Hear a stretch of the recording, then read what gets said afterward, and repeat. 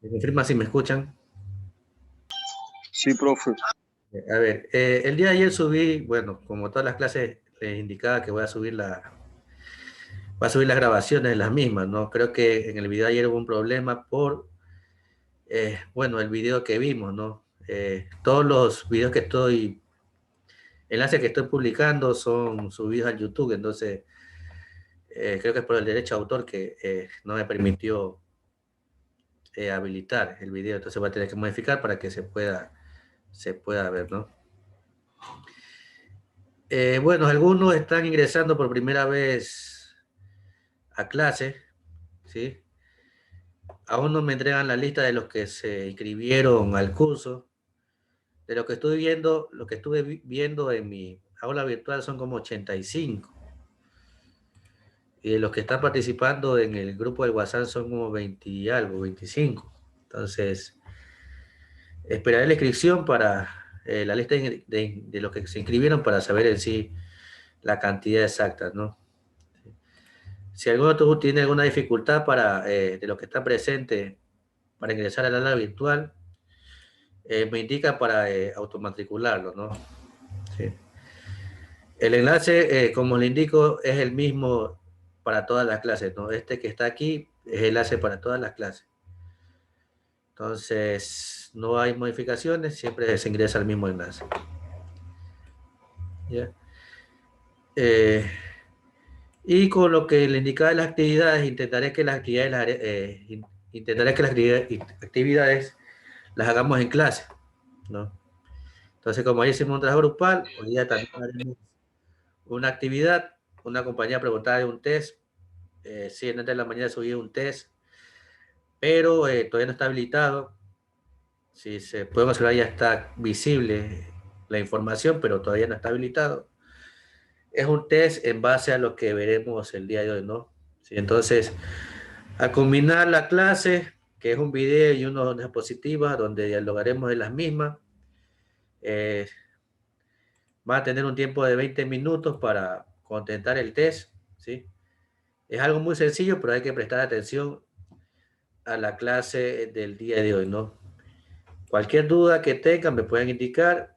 Este test es evaluado, así como el caso bueno, de las exposiciones grupales que hubo el día de ayer. Entonces ya son 2 evaluaciones. Y necesito que me den con algo que se me pasaba por alto el día de ayer. Cuando ingresen a la videoconferencia, ingresen con su nombre. No ingresen con abreviaciones porque no voy a poderle evaluar la asistencia, ¿no? Solamente, bueno, un nombre, un apellido, o si quieres un nombre completo, pero no abreviaciones porque no sé quién es. La ventaja que tiene el Zoom, a diferencia de otros aplicaciones, al final de la videoconferencia puedes cargar la asistencia de las personas que estuvieron dentro de la videoconferencia. Puedo saber a qué hora ingresaron y a qué hora salieron, pero si colocan otros nombres o abreviaciones o cualquier cosa que no sea su nombre, no voy a saber qué persona es. Entonces, de ahora en adelante, gracias.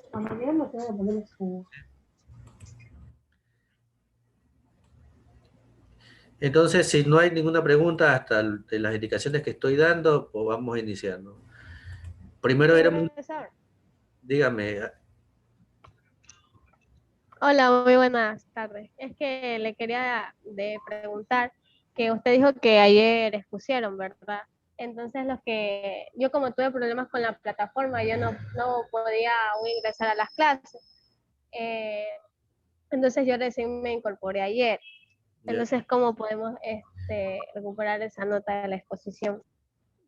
Bueno, ahí tendría que escribirme por interno. Igualmente, todavía tienen tiempo y puntaje porque para aprobación es el 70% de nota y 70% de asistencia. Entonces, por ejemplo, para perder por asistencia el curso, son prácticamente entre 4 y 3 días más o menos de falta, ¿sí? Si tiene algún inconveniente para asistir, por cualquier motivo me indican por interno con anticipación para poderlos ayudar.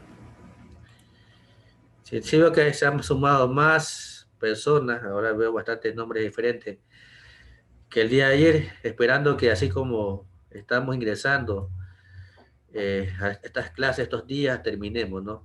Estoy tratando de hacer la clase lo más interactiva posible, ¿sí? Para que no se genere cansancio. Profe, buenas noches. Disculpe, yo no puedo matricularme en el curso suyo, o sea, en el aula virtual. Me sale me que no se puede. ¿Y ahí sí. cómo hago para rendir este texto?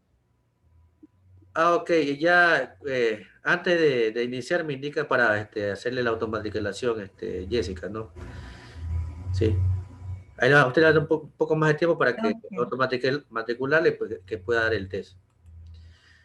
¿Alguien más tiene problema con lo del aula virtual? ¿No está matriculado? Los demás están matriculados, ¿no? Porque necesitan estar matriculados al aula virtual para hacer el test del día de hoy. Bueno. Bueno, no es necesario que coloquen el chat presente porque yo descargo la asistencia al finalizar, ¿sí? Solamente que tengan, al momento de ingresar su nombre, ya puedo descargar y puedo validar la asistencia. Entonces, como indicaba, son dos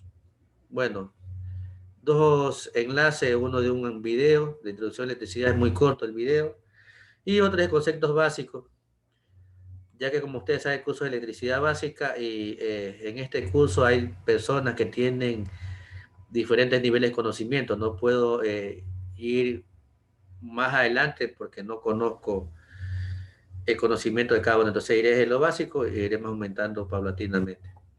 Entonces vamos primero con el video y luego haremos el análisis del mismo.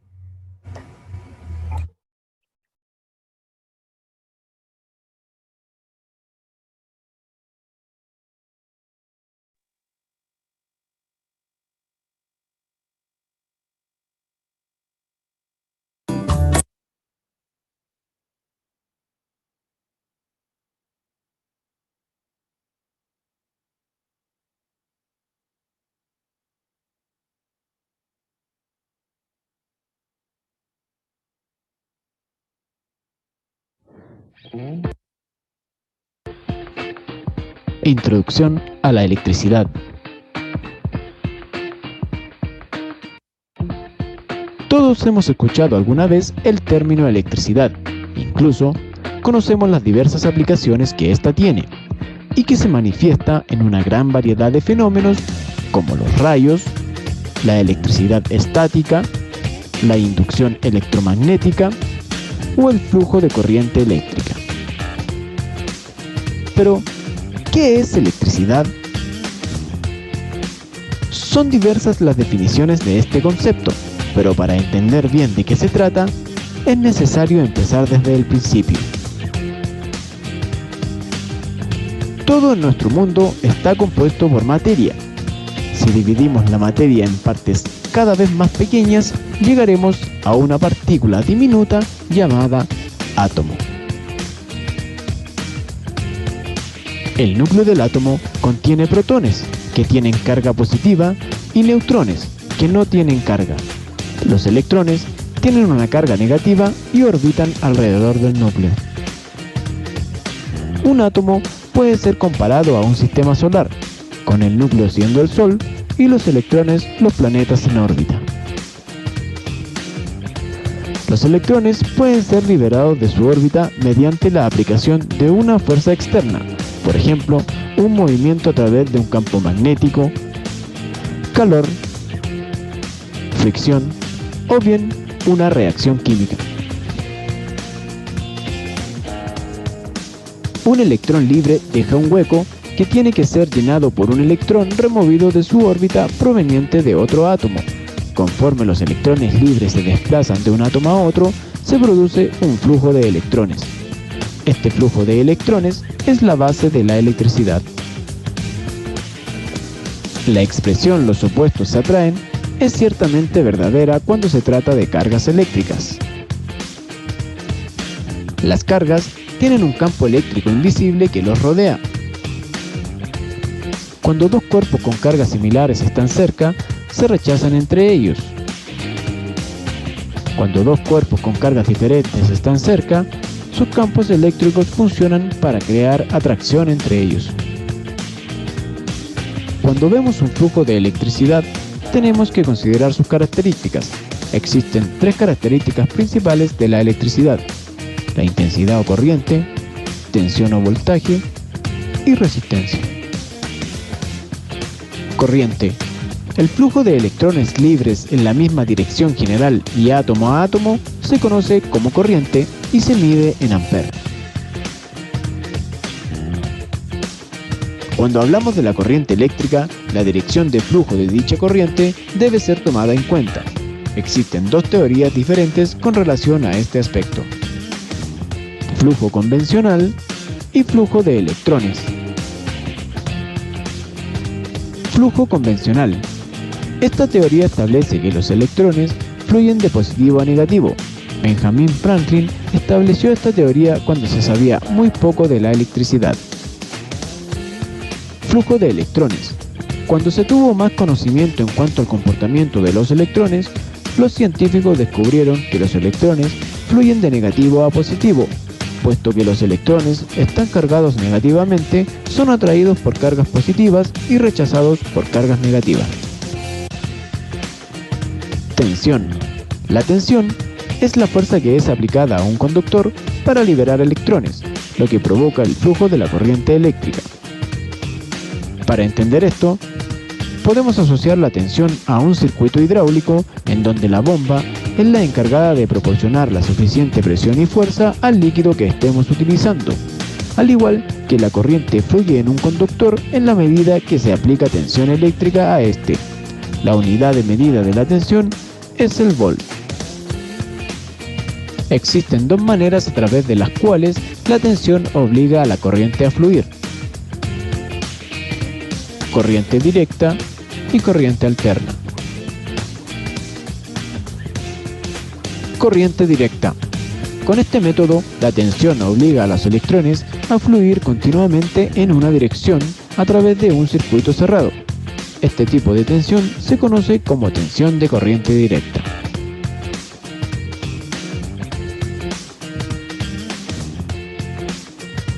Corriente alterna. Con este método, la tensión obliga a los electrones a fluir primero en una dirección, después en la dirección opuesta, alternando muy rápidamente. Este tipo de tensión se conoce como tensión de corriente alterna. Resistencia.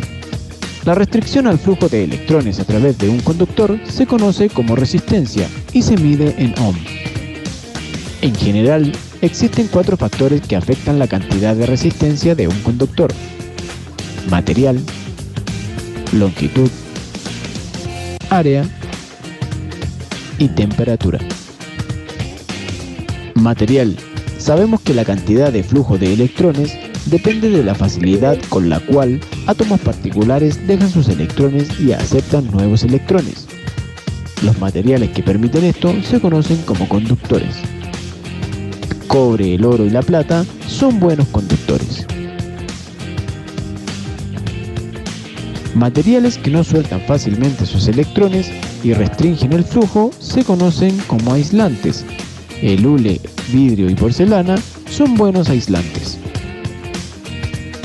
Conductores y aislantes desempeñan un trabajo de equipo muy importante. Un cable eléctrico tiene un conductor de alambre de cobre en la parte interna con un aislante de revestimiento de hule alrededor. Los electrones libres fluyen a lo largo del alambre de cobre, mientras que el revestimiento de hule mantiene los electrones libres en la parte interna para evitar choque eléctrico y otros problemas. Longitud. Entre mayor la longitud del conductor, mayor es su resistencia. La resistencia se incrementa o reduce en proporción a la longitud del conductor. Área. Conforme se incrementa el área de un conductor, reduce su resistencia. Y a la inversa, por ejemplo, si el área de un conductor es duplicada, la resistencia se reduce a la mitad.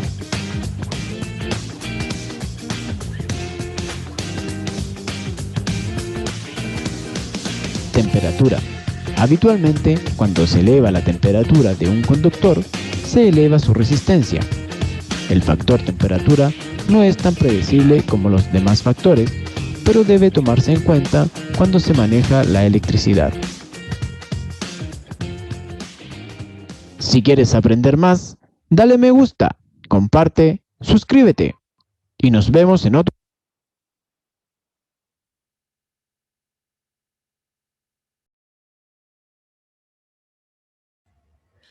Bueno, vamos a hacer el análisis del video. No sé si alguien tiene algún comentario, algo que se le haya quedado sobre lo visto.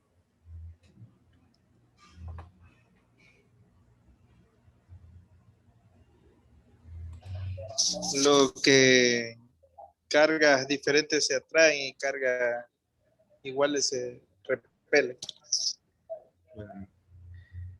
Bueno, iniciando en la parte del video que indica que el átomo es el elemento más pequeño de la materia, ¿no?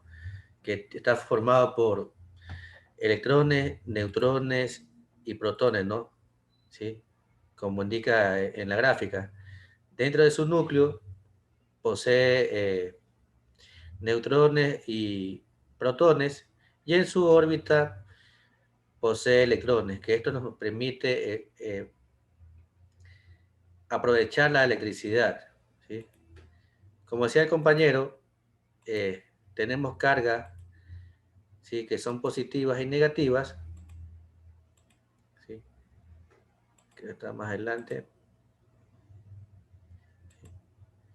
¿Qué pasa cuando tengo dos cargas que son positivas?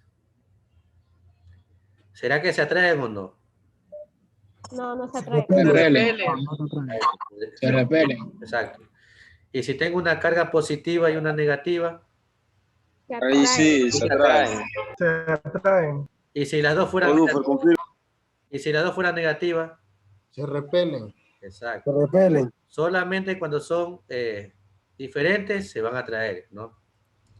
En el caso de las cargas, bueno, aquí tenemos algunos tipos de magnitudes, ¿sí?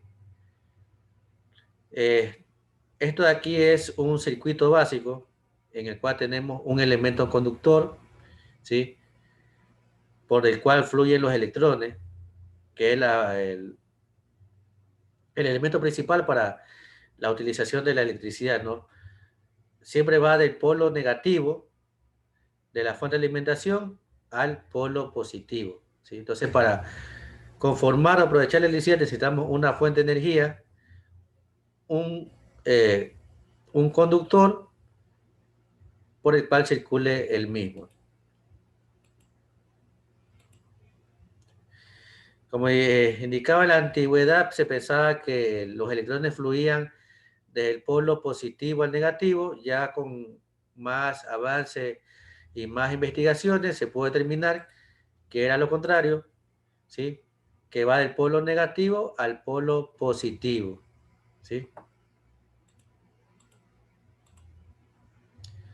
Aquí, por ejemplo, tenemos un circuito muy básico. Tenemos aquí aquí es un foco, una luminaria, tenemos una fuente y tenemos los conductores. Si nosotros conectamos directamente un foco, un bombillo a la fuente, va a encender, ¿no? En estas condiciones, el foco estará encendido, ¿sí?, y estará circulando electrones desde la parte positiva, desde la parte negativa, disculpen, hasta la parte positiva, ¿no?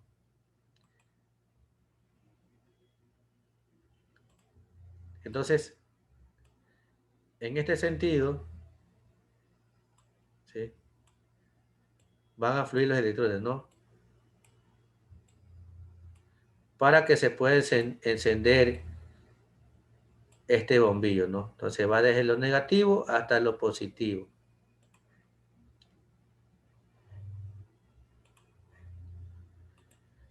Aquí sea un ejemplo, ¿no?, ¿verdad?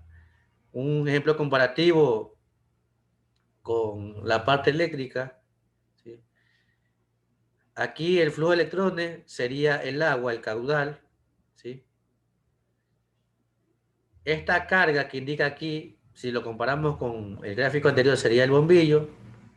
Y la bomba sería la que produce la diferencia de potencia, ¿no?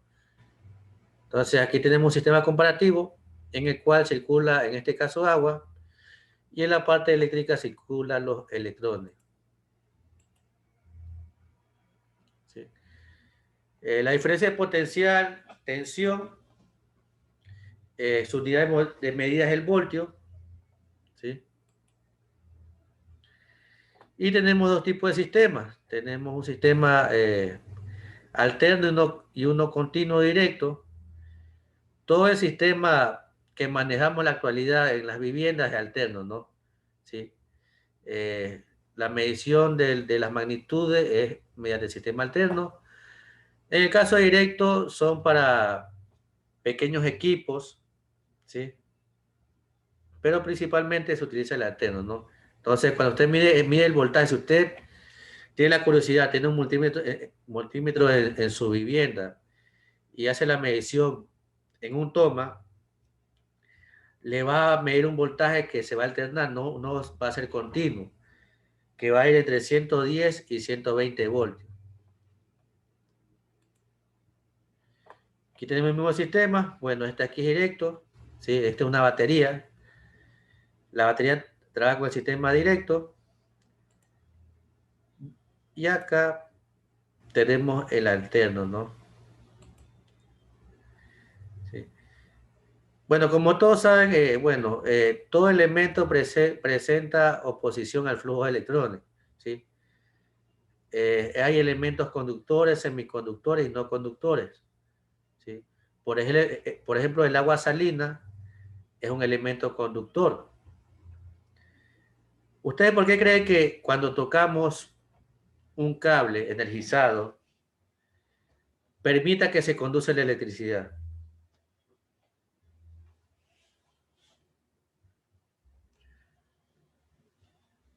¿Por qué creen que somos conductores?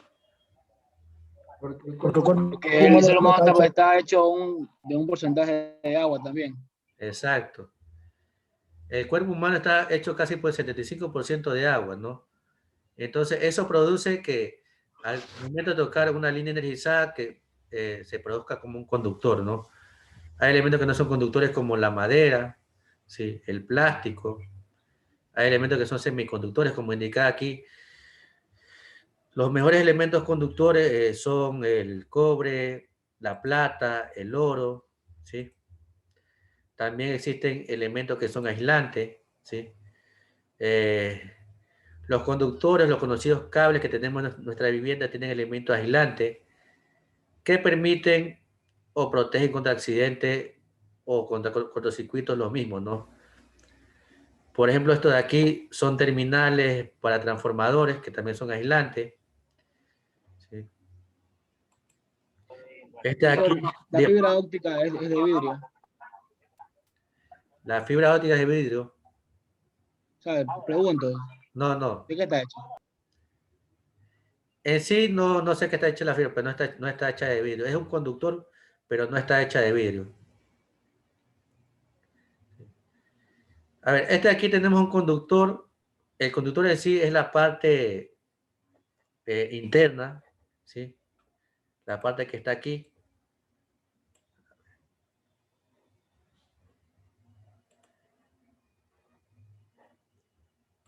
¿Sí? Este es lo que nos permite conducir la electricidad. Y la parte negra es el aislante que protege el conductor contra cualquier problema, ¿no? Existen conductores que tienen más protecciones, no solamente tienen una capa de aislante, tienen mayor capa de aislante, ¿sí? Porque son más delicados al momento de trabajar. Una consulta, ingeniero. Dígame. De acuerdo al voltaje, es la protección aislante. Claro. Por ejemplo, los conductores que nosotros utilizamos en la vivienda soportan en teoría hasta 600 voltios, ¿sí? Hay conductores que soportan voltajes hasta 38.000 voltios. Entonces la protección tiene que ser mayor. ¿sí? Entonces, no solamente tiene una capa, tiene varias capas. Si usted ve la parte industrial, un conductor que tiene mayores dimensiones, usted corta la primera capa, tiene otra capa internamente, mayor protección. El de la vivienda solamente tiene normalmente una capa. Y no solamente protege contra cortocircuitos, sino también protege contra la temperatura. Hay conductores que protegen contra temperatura máxima de 60 grados y otros que protegen con temperatura máxima de 90 grados. Porque no es lo mismo un conductor que está dentro de una vivienda que un conductor que está en la intemperie. Entonces aquí está el aislante de hule y en este punto fluyen los electrones, no el conductor. Entonces aquí indica que a mayor longitud existía una caída de tensión. Pongo un ejemplo. Usted tiene una finca usted, ¿no? Tiene su casita y quiere colocar una cometida, un cable para encender un bombillo de un criadero de pollo que está bastante distante. Al aumentar usted la longitud de ese conductor, el voltaje que va a llegar va a ser menor. Si usted en la fuente tiene, por ejemplo, 120 voltios, en la otra punta no va a ser 120, va a ser mucho, mucho menor. Entonces, es preferible cuando pasen estos casos, para disminuir la caída de tensión, aumentar la sección del conductor. Que es lo que dice aquí, ¿no? Que presenta menor oposición, ¿no? Entonces, sería mejor aumentar la sección del conductor, ¿no? No sé si alguien más tiene una pregunta acerca del video, porque se nos acaba el tiempo de primer videoconferencia. Yo tengo una consulta, ingeniero. Dígame. Normalmente, bueno, yo he escuchado cuando dicen se cayó una fase, pero aún tiene energía, o sea, aún prende encienden los focos. ¿Qué sucede ahí? ¿En los focos o en las máquinas? Por ejemplo, yo cuando en mi trabajo, en un hotel, ¿sí? ¿Ya?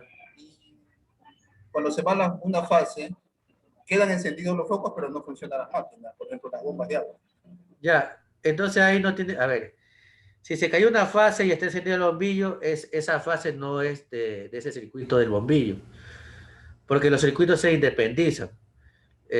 Bueno, en la parte de instalaciones, no es aconsejable conectar todos los circuitos a a uno solo, es decir, todos los bombillos y todos los tomas a un solo circuito. ¿Por qué? Porque eso va a generar problemas más adelante, ¿no? La parte de iluminación se separa, en el caso que son bombas que tienen un consumo alto de potencia, se independizan. Entonces, cuando hay una falla en esa bomba, solamente se va a ir la bomba. No se va a ir en la parte de iluminación. Nunca se conecta de esa forma. Porque si usted lo conecta de esa forma, al momento de funcionar la bomba, no sé si han visto los videos como que baja su luminosidad. No sé si a alguien le ha pasado en su vivienda que sucede eso.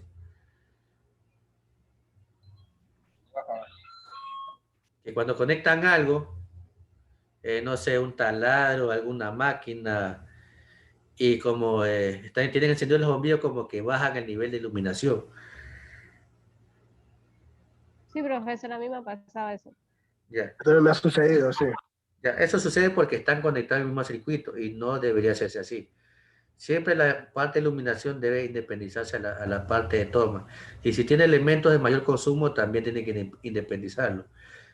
Por ejemplo, si tiene una secadora, ¿sí? Un circuito independiente para la parte de la lavandería, ¿no? Secadora, lavadora, si tiene una bomba solamente para la bomba. Aumenta la cantidad de conductores que va a utilizar, pero va a evitar fallas. La única ventaja que considero de unificar circuitos es que disminuye la cantidad de material a utilizar, pero más adelante va a tener problemas. Entonces eso nunca se debe hacer. Profesor, una pregunta, o sea, hablando del mismo tema.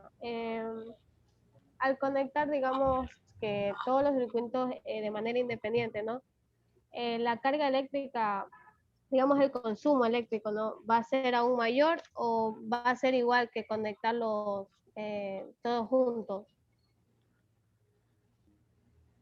A ver, no le entendí la pregunta. Si va a ser el mismo consumo que conectarlos todos juntos. Ajá, es exacto. Si es lo mismo No, o va a variar ese consumo. o sea, la potencia va a ser la misma. Si el televisor consume tanto, va a ser la misma potencia del televisor. Si la novela no va a variar la potencia, el consumo, pero sí va a distribuir las cargas, ¿sí? En circuitos diferentes y va a evitar problemas, ¿no? El problema de los diferentes niveles de iluminación, falla de equipo. Por ejemplo, en el caso de los tomas, si ustedes ven un toma nuevo comprado, ellos soportan cierta cantidad de amperios, ¿no? Que es entre 15 y 20 amperios. Si usted conecta elementos que sobrepasen ese amperaje, el toma se le va a dañar. Asimismo, el caso de los conductores. Los conductores soportan cierto amperaje, ¿sí? Si, por ejemplo, el semiconductor se soporta 20 amperios, yo conecto elementos que sobrepasen ese valor, el conductor se le va a quemar y la instalación se le va a dañar. Entonces, es preferible, bueno, no es obligatorio, no, es preferible que independice los circuitos.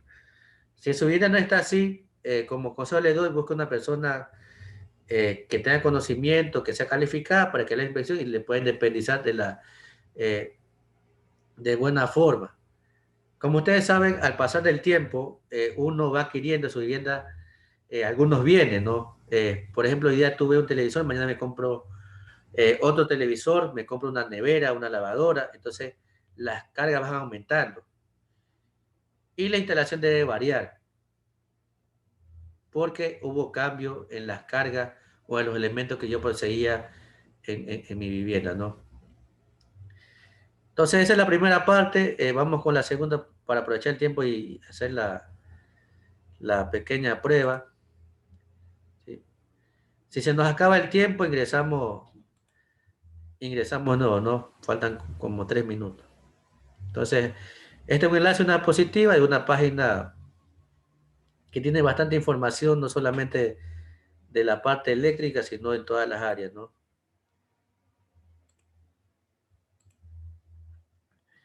Entonces, iniciamos con conceptos básicos de electricidad, que ya vimos un poco una parte en la introducción. Entonces, por favor, ¿quién me ayuda leyendo?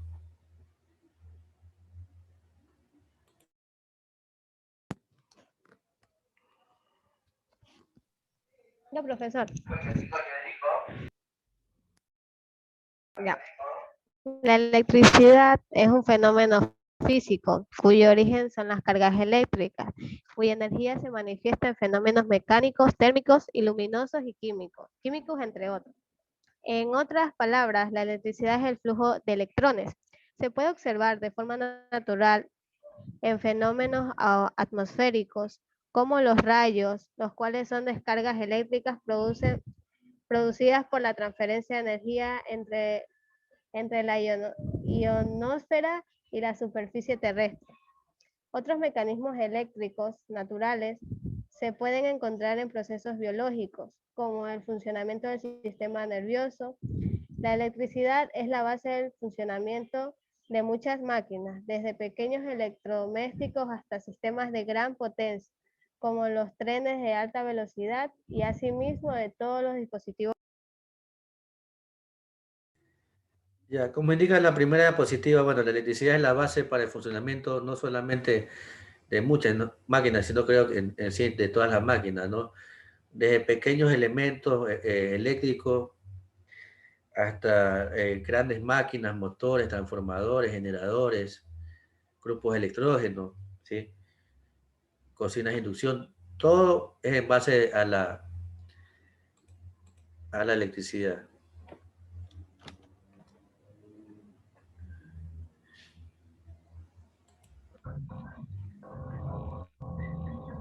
Me dio con la siguiente diapositiva. Ese. Ya. Yo. ¿Cuál es el origen de la electricidad?